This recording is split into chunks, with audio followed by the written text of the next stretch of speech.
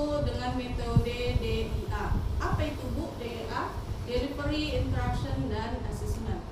Nah, di mana metode DIA ini berkaitan dengan penyampaian materi, interaksi dalam kelas, dan penilaian hasil belajar untuk meningkatkan kualitas pendidikan. Nah, di sini saya akan menjelaskan sedikit TPS kita.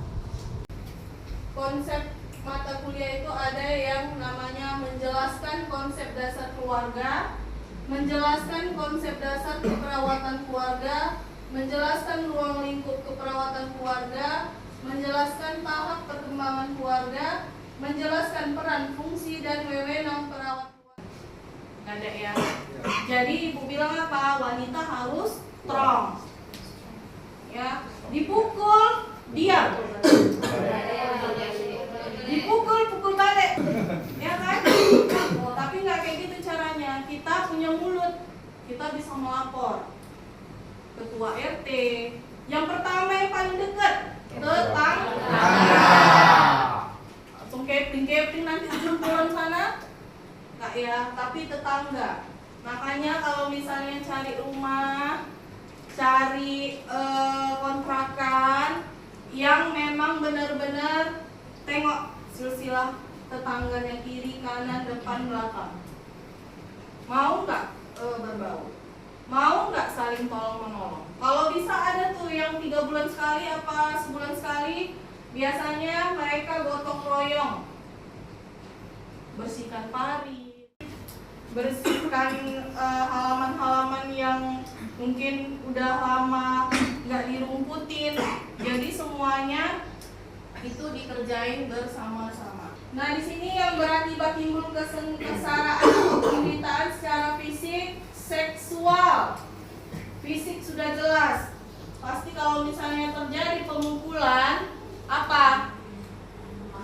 Memar. Bu, ada lah Bu. Pernah nggak Bu orang hamil dipukul? Pernah. Jangan salah nih, ada yang namanya seksual. Kadang ada yang seksual biasanya dia dipukul dulu. Jadi itu mungkin kepuasan sama dia. Jadi dipukulin dulu istrinya, babak belur dulu. Termasuk kekerasan nggak? Kekerasan. Jadi psikologis atau penelentaran rumah tangga. Nah, kalau misalnya penelentaran rumah tangga ini gimana? Tidak diberi nafkah, lahir dan batin. Ya. Terus di sini ada ancaman melakukan perbuatan pemaksaan. Nah, itu tadi dominan mungkin lebih ke anaknya. Sekarang banyak kan bapak kandung memperkosa anak kandung. Jadi rumah tangga itu berarti mencakup semuanya, nggak ada ceritanya kok anak tiri. Jadi kok nggak masuk itu ke dalam rumah tangga, nggak ada ya.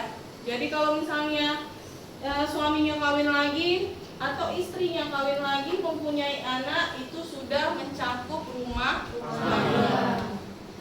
Orang-orang yang mempunyai hubungan keluarga dengan orang sebagaimana disebutkan di atas karena hubungan darah, perkawinan, misalnya mertua, menantu, ipar, besan, persusuan, pengasuhan, dan perwakilan yang menetapkan dalam rumah tangga.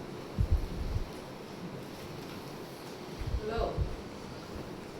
Jadi kalau misalnya persusuan ini gimana? Susu. Jadi bisa adiknya atau saudaranya. Mungkin ada kendala ya, air susunya biasanya tidak keluar. Nah, itu disebut persusuan ya. Terus ada lagi perwakilan dan menetapkan dalam rumah tangga. Kadang-kadang itulah dibilang biarlah kita susah-susah, kita ngontrak yang baru-baru berumah tangga, asalkan jangan tinggal sama mertua, ipar. Kenapa Bu? Karena di dalam satu rumah itu kita nggak sendiri, ya kan? Suami pergi, tapi kita di situ kadang-kadang kita nggak bisa bilang kan, kita mau istirahat, kita mau ini, tapi piring masih bertumpuk. belum lagi cerita menyiapkan makan siang, makan malam. Jadi kita beban. Kalau misalnya kita sudah di rumah sendiri, apa? Mau jungkir balik nggak apa-apa. Tapi ingat satu hal, apa? Kewajiban. Jadi kalau misalnya orang yang bekerja membantu rumah tangga dan menetap dalam rumah tangga, ya. Nah, jangan heran kalian kalau misalnya kedapatan, ya, tuan rumah, suami sering main sama pembantu. Kenapa gitu? Istrinya sibuk kerja. Jadi melayani siapa? Pembantu. Dari makan, mungkin bajunya, mungkin dia yang tahu tempat sepatu apa semuanya dia yang tahu. Dengan membuatkan itu mungkin dengan kesetiaannya si suami jadi apa? Nyaman. Ya kan? Jadi nyaman. Jadi timbullah apa? Jadi jangan sampai ya. Bagus kita kerjain aja sendiri.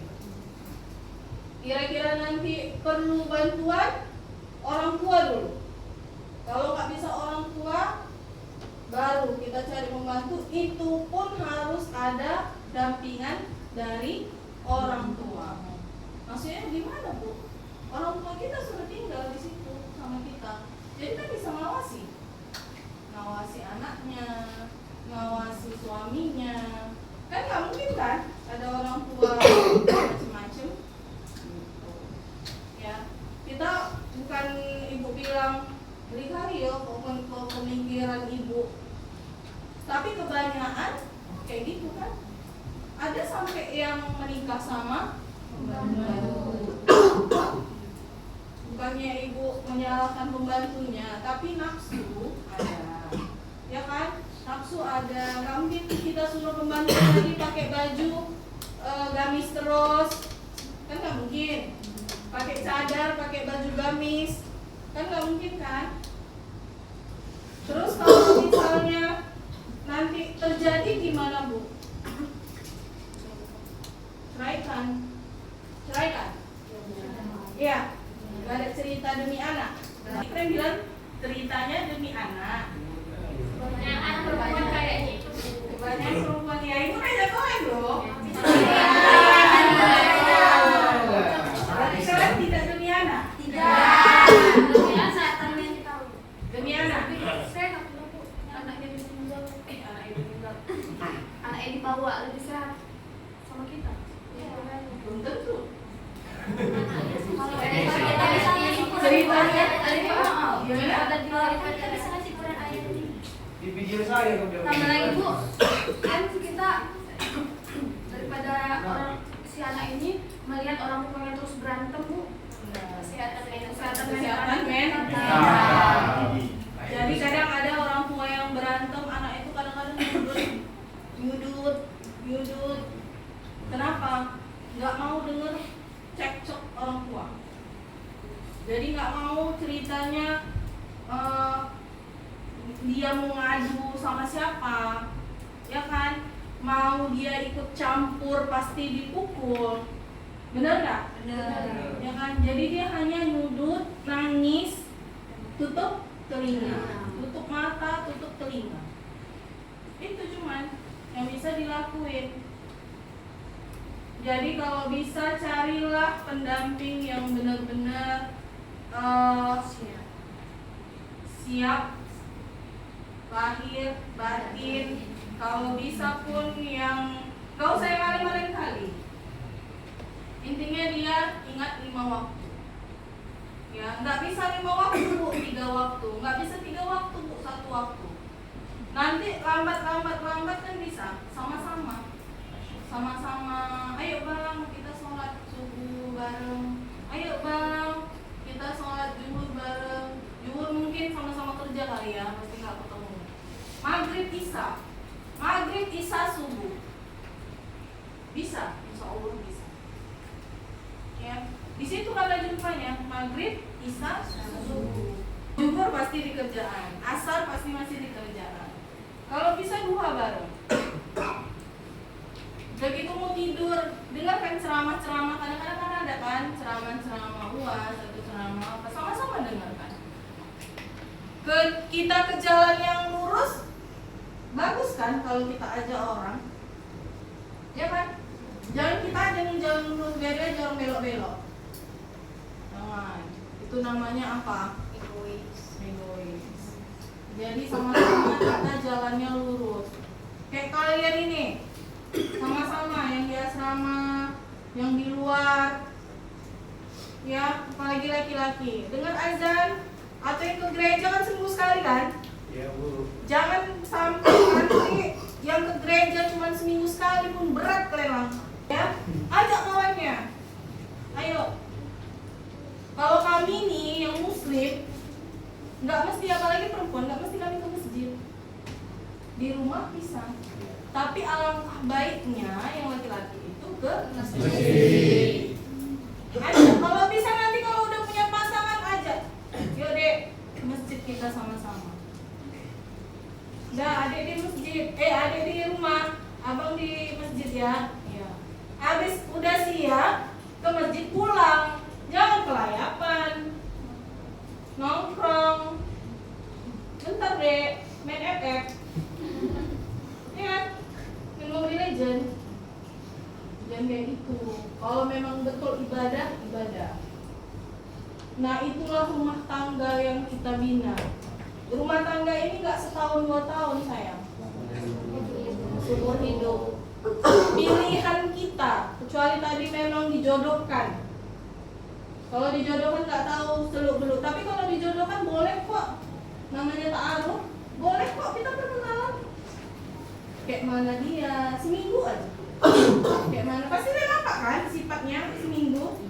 Enggak lah 1 hari langsung dia berubah, enggak, kayak baja hitam, enggak. Tapi paling enggak seminggu udah nampak dia, oh dia orangnya kayak gini, oh dia orang kayak gini, oh sama keluarganya kayak gini.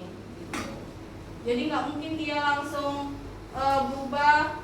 Misalnya ada nih yang KDRT, ada yang KDRT nih Bu, sering marah-marah di rumahnya, gini. Jadi disuruh kawin, mau? Istilahnya dia kawin baru sehat. Ada loh, ada orang gangguan jiwa, dia gangguan jiwa, terus dikawinkan dulu dia sehat. Tapi nggak tahu kalau misalnya dikumat lagi ya. Takutnya kumat lagi, ya. Oke. Nah di sini korban terbanyak dalam kasus KDRT adalah istri, mencapai 85%. Di sini aja kalian buat ini, dari 100%, 85%-nya kita. Serem nggak? Takut nikah nggak? Takut. Tapi nggak boleh. Kalau nggak nikah. Tapi nggak boleh perempuan yang udah matang kan, nggak wajib untuk nikah. Emang mau kayak jadi biarawati lah ceritanya. Ya kan? Biarawati nggak ini kan? Dengar. Apa kalau misalnya kita masuk surga, apa yang disukai Allah? Nikah. Ya, bercerai Allah suka? Ya. Tidak menikah Allah suka? Tidak. Jawabannya tidak. Kenapa kamu bilang mungkin ada trauma ya? Enggak. Takut aja lihat sekarang. Iya berarti trauma nih melihat kawan misalnya, saudara misalnya ya kan? Mungkin bisa ada sih, ada trauma tadi ceritanya bilang aku takut lah kayak kawanku, aku takut kayak orang tuaku, aku takut, mungkin gitu ya. Tapi nggak selamanya menikah itu sakit, sengsara, nggak selamanya. Ya. Kalau misalnya ceritanya ada nih jodoh, mungkin alhamdulillahnya setahun baik, waras, tiba-tiba kedua tahun KDRT. Boleh pisah Bu? Boleh. Kenapa enggak? Karena sudah KDRT. Bu, Allah melarang kita loh, Bu. Allah membenci orang yang bercerai. Tapi kalau misalnya sudah ada tuh ustadz yang bilang, kalau misalnya sudah tidak sanggup lagi untuk menjalani rumah tangga dengan kekerasan, boleh bercerai. Ya. Jadi jangan kalian tekankan di dalam otak bilang takut Bu di KDRT, takut Bu rumah tangganya berantakan, atau takut diselingkuhi, atau takut diambil pelakor. Kita kan nggak tahu ceritanya ke depan. Mana tahu kalian bahagia?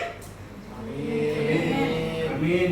Jadi nggak ada dalam artiannya, nggak ada juga dalam artiannya dalam rumah tangga itu tidak ada masalah. Tidak ada. Tidak ada yang namanya dalam rumah tangga itu mulus 100%. Tidak ada. Jadi paling nggak pasti ada apa cekcoknya. Ceritanya kalau misalnya masak nggak pakai garam, ya kan? Agak-agak hambar sedikit ada lah. Nggak mungkin plan lurus saja. Ibu pun mau lah kayak gitu, kan? Tapi nggak akan mungkin. Pasti ada sedikit kita ngalah. Kalau kira-kira nanti kita yang marah, suami yang ngalah. Kalau bisa, kalau nggak diam. Sama-sama diam, sama-sama menjauh. Menjauh dalam artian apa? Satu rumah tapi tidak satu kamar. Mana? Satu rumah tapi tidak satu kamar. Saranja. Jadi ceritanya untuk mendinginkan hati dulu, sama-sama introspeksi dulu. Kadang-kadang wanita ini Bang mau menang sendiri, ya. Ibu nggak pungkiri, nggak ibu bilang, kami yang betul ini gini, enggak. Kadang-kadang mau menang sendiri, kayak gini. Nah, jadi lebih bagus kalian para lelaki diam, jangan ngomong A, ngomong B, ngomong C. Nanti naiklah tanduk teralala trini tadi ya kan. Nah, jadi lebih baik diam, karena wanita ini kalian ngoceh 1, kami 1000. Bener. Apalagi kalau misalnya ceritanya udah bilang nggak bisa ngurus anak itu kayak gini kayak gitu, masa entah apa gitu. Jangan sekali-sekali kalian ucapkan nggak enak makanan, makan aja Bang. Telan aja, nggak bisa kalian telan, ambil plastik masukkan depan sana kalian buang. Menghargai istri tadi, ya. Jadi kalau misalnya kira-kira enak pun masakannya ini, masak apa? Pura-pura kamu bilang, dek, kenapa bang rokok, dek? Tapi gini ya kan? Udah masuk plastik, jangan kalian bawa tong sampah, nampak. Kalian masuk plastik. Nah, kalian pula yang tinggi. Nyari angin kan kayak bilang sampai penatapan terserah. Ya kan? Ya, wow. Jadi tidak menyinggung istri. Kenapa sih kalau misalnya sering KDRT itu pasti di bagian wajah? Kenapa? Karena kesel. Bukan karena kesel, karena merepet aja. Karena nyaut aja, ketebang katanya kan? Ya, itu faktor salah satunya supaya tidak cantik lagi. Kalau kayak gini, apa yang kita lakukan? Melapor. Kemana? SD. Tetangga. Ngapain ada tetangga? Yang kalau misalnya tetangga itu, yang kalau misalnya itu kita mau tiba-tiba dia mau parang atau apa, langsung ke tetangga itu kan yang terdekat loh. Tapi kalau udah benyok kayak gini, ngapain kamu ke tetangga lagi? Dari lakukannya, ya kan? Jadi kalian harus kemana? Polis. Boleh, ke Kepling boleh, ke RT boleh. Ibu. Ya, ke lurah boleh. Ibu, kalau sama-sama bongkar tuh, Bu. Sama-sama buka. Oke, bisa. Bu, kalau sama-sama buka, misalnya si cewek istri tadi ada karate, ya kan? Jadi sama-sama main bersilat lah kalian ya kan? Ya, jadi sama-sama bersilat. Bu, sama-sama buka kayak mana Bu? Ya udah, itu tergantung suaminya. Kalau dia mau melapor silakan. Tapi kalau misalnya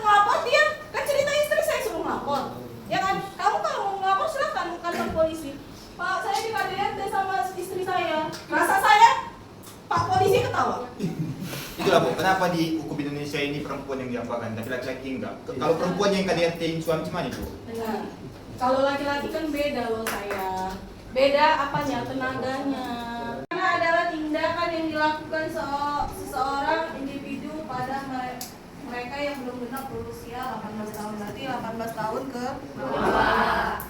Ya, yang menyebabkan kondisi fisik atau mentalnya terganggu. Jadi dia kalau misalnya sudah melihat orang tuanya berantem, dia langsung nyudut nangis.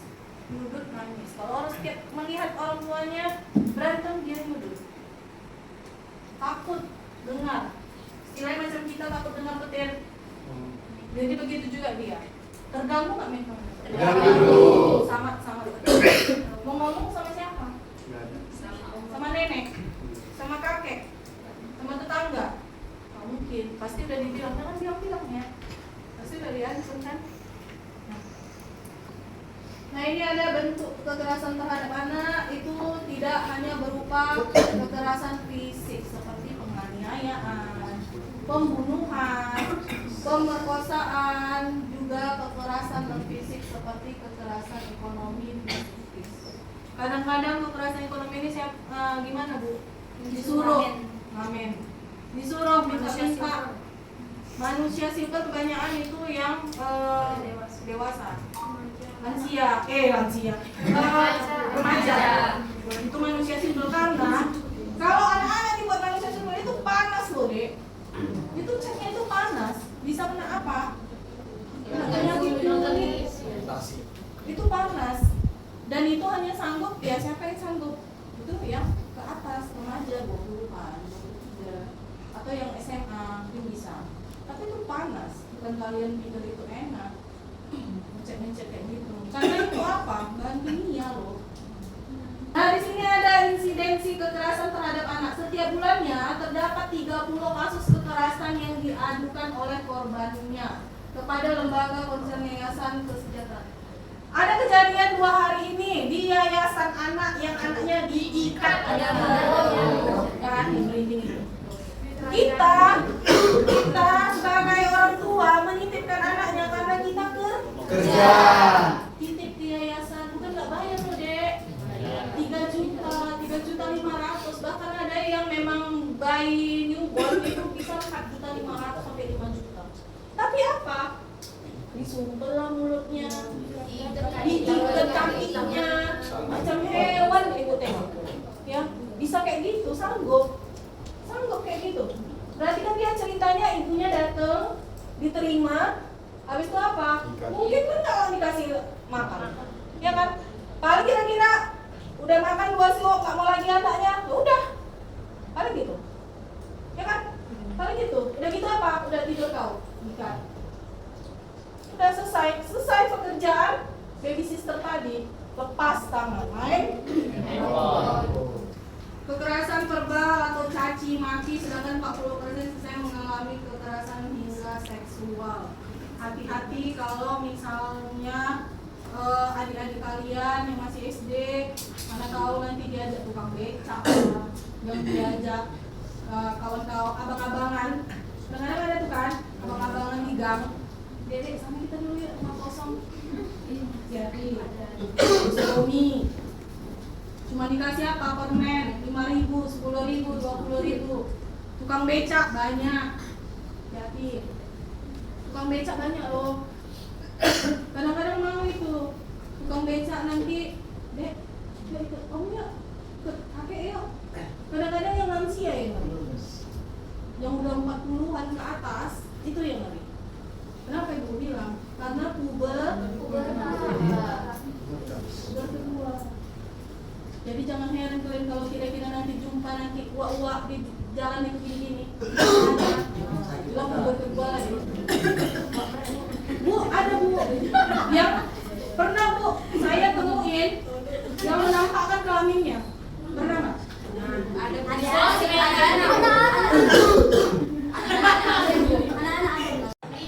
Tapi kalau misalnya kita pelototin dia akan ngerasa malu. Ngerasa malu. Pasti betul. Dampak terhadap anak, dampak jangka panjang, jangka pendek. Nah ini ada Dampak jangka panjangnya mental, fisik, sosial, dan dampak pada anak. Nah ini depresi berat, kesehatan mentalnya depresi berat karena melihat orang tuanya yang selalu berantem, dia depresi. Bisa apa?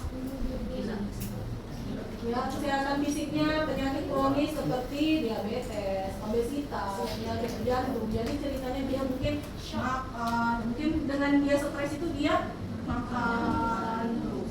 Jadi apa? Obesitas, diabetes, penyakit jantung. Kalau misalnya obesitas sudah diabetes sudah ini yang terjadi. Sosialnya perilaku menjadi tertutup, introvert, nggak mau bergabung, nggak mau bersosialisasi, aja. Ya, terus dampak pada anak itu anak yang menyaksikan KDRT dapat mengalami regresi perilaku kembali seperti anak kecil, penurunan prestasi hingga masalah emosional serius. Mungkin dia ranking 1 menurun jadi ranking 10. Fisik. Nah ini tadi udah ada gambarnya, luka memar, patah tulang, cacat fisik dan nyeri kronis. Terus psikologis, mental, rasa takut, intern, cemas, berlebihan, kebingungan, malu, rasa bersalah dan trauma. Terus fungsi sehari-hari, gangguan tidur, mimpi buruk, bukan gara-gara game ya, bukan gara-gara game dia susah tidur, tapi memang dia gangguan tidur, penurunan produktivitas, serta kesulitan berkonsentrasi. Kalau misalnya ada ujian, masih konten 0 aja, atau konten 5, konten 10, konten 100 lah sekarang ya, dia konten 10, 15, 20 gitu ya kan. Jadi di sini, jadi kalau misalnya kawan kalian kira-kira kayak gini, ada luka memarnya, patah tulang, cacat fisik, dan nyeri kronis, ada ini yang namanya non diskriminasi, terus kepentingan terbaik anak, menghormati pendapat anak. Kadang-kadang anak itu lagi ngomong didengar. Mungkin anak kita juga yang kadang-kadang mengganggu. Kadang-kadang anak kita juga mungkin yang bandel. Jadi kita nggak bisa mendiskriminasi. Nah ini ada yang namanya kekerasan terhadap pembantu rumah tangga. Seringnya tidak terlaporkan karena ketakutan menghadapi tuduhan balik. Gimana tuh Bu? Ada pembantu kena kekerasan rumah tangga. Biasa banyak ini di TKW. Ini ada tindakan atau ucapan yang merendah atau menghina. Kira-kira ini bangsa eje-ejean. Ini bapakku ini, bapakku ini. Terus ini ada kekerasan seksual, ada berat, ada ringan, ada kekerasan ekonomi, berat dan ringan. Nah ini kekerasan psikis. Nah ini ada aspek hukum, ketentuan pidana. Ini ada 15 juta, 15 tahun. Nah jadi tadi ada yang Ibu bilang tadi, apa dampak KDRT terhadap istri? Apa dampaknya? Yang pertama, fisik, psikologis,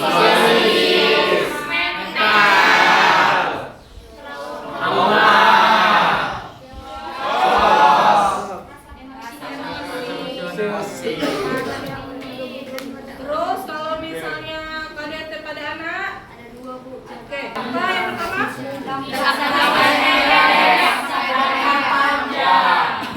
Jangka pendek dan jangka panjang. Mungkin ini aja perkuliahan kita sampai di sini. Semoga bermanfaat. Assalamualaikum warahmatullahi wabarakatuh. Waalaikumsalam.